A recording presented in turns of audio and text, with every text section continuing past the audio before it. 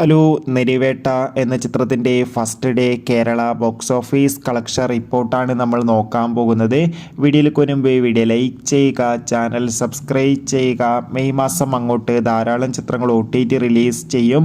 നമ്മുടെ ചാനൽ ഭാഗം പരിശോധിച്ചാൽ ആ വീഡിയോയ്ക്ക് നിങ്ങൾക്ക് കാണാൻ വേണ്ടി സാധിക്കുന്നതായിരിക്കും. ടൊവിനോ തോമസ്, സുരാജ് എന്നൊക്കെ പ്രധാന കഥാപാത്രങ്ങളായി ഇന്ന് റിലീസിനെത്തിയ ചിത്രമായിരുന്നു നെരിവേട്ട. ഏവരുമേറെ ആകാംക്ഷയോടെ ചിത്രത്തിൻ്റെ റിലീസിനായി കാത്തിരിക്കുകയായിരുന്നു. ചിത്രത്തിന് അതിഗംഭീരമായ പോസിറ്റീവ് റെസ്പോൺസ് തന്നെയാണ് ഇപ്പോഴും പുറത്തുവന്നുകൊണ്ടിരിക്കുന്നത്.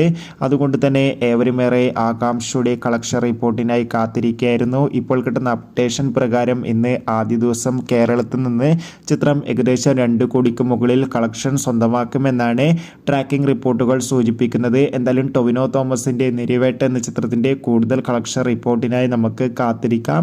ചിത്രം കണ്ടവരുടെ അഭിപ്രായം കമൻറ്റ് ചെയ്യാൻ വേണ്ടി ശ്രമിക്കുക.